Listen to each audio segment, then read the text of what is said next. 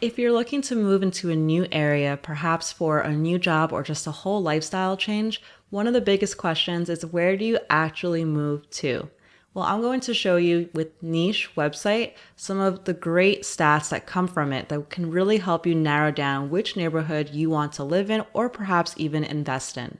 My name is Ariel Herrera with the AnalyticsAriel channel, where we bridge the gap between real estate and technology. I love data because it allows us to make very powerful decisions while being informed. And if you feel the same way, then please subscribe to this content as well. Like our video so I know you want to see more of it. All right, let's get started.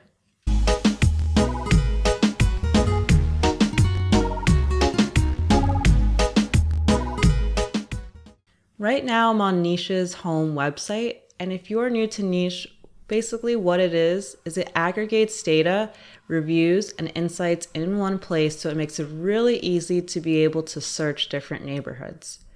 And if we look at where their data actually comes from, they say that it comes from different sources like the Department of Education, US Census, and FBI. I believe the FBI part comes from the crime website, which I plan to make a future video on.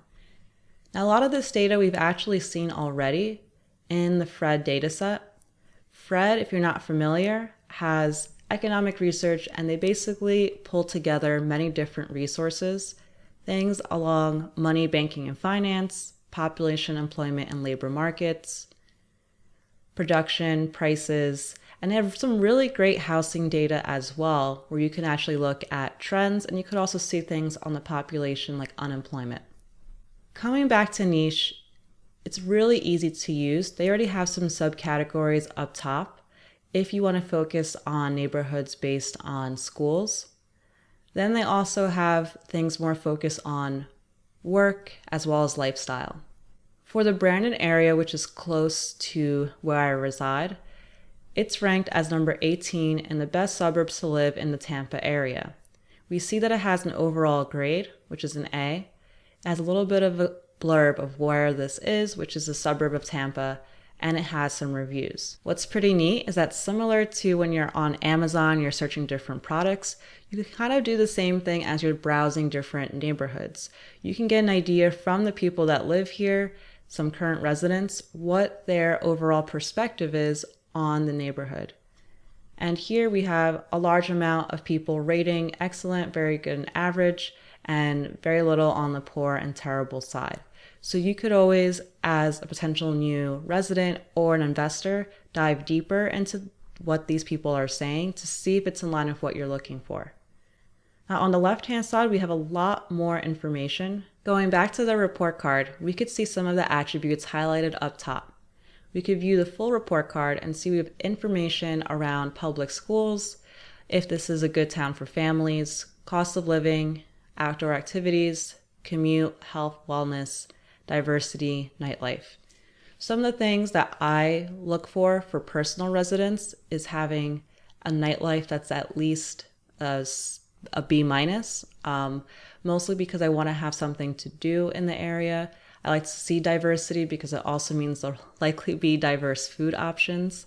But when it comes to investing, I definitely look at the commute part. I want to make sure that where I'm investing in is going to be relatively close to a larger city, that there's jobs within the neighborhood as well as outside of it, and that it is appealing for families so that I can buy a property that's perhaps 3-bedroom or 4-bedroom, charge a little bit more for the rent, and have a family that may stay longer term in there. As we tab into the real estate section, we could see information on the median home value, median rent. You can maybe even do some quick statistics there to see if that would work out on a monthly basis.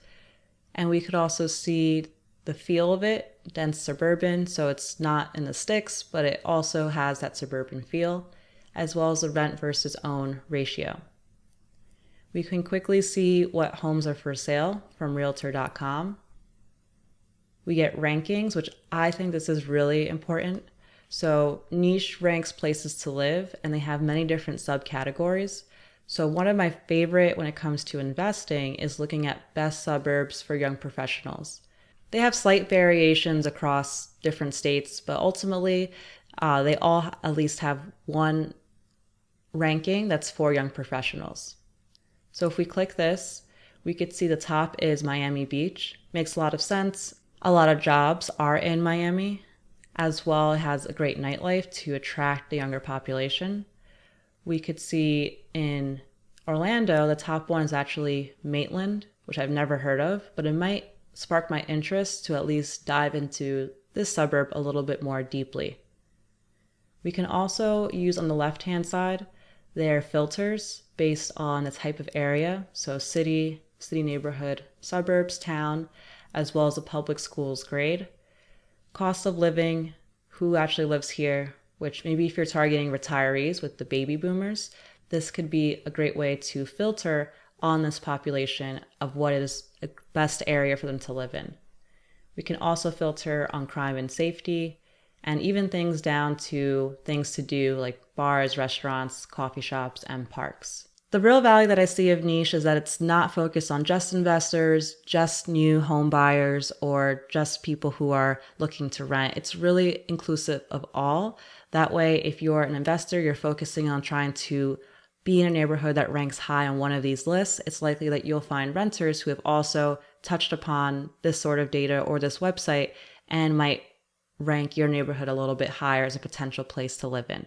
Please let me know in the comments if you've used niche before. I'd love to hear how you're utilizing it as well. If you have other resources besides niche that give some really great context of summarizing data on places to live, I'd love to hear that as well. I plan to create a future course on using Fred economic data with Python so that if you wanted to create your own ranking for different neighborhoods or try to forecast where a neighborhood could go, we'll be able to do that. If that's of interest to you, please let me know in the comments as well. All right, thanks so much for watching. And please subscribe if you haven't already.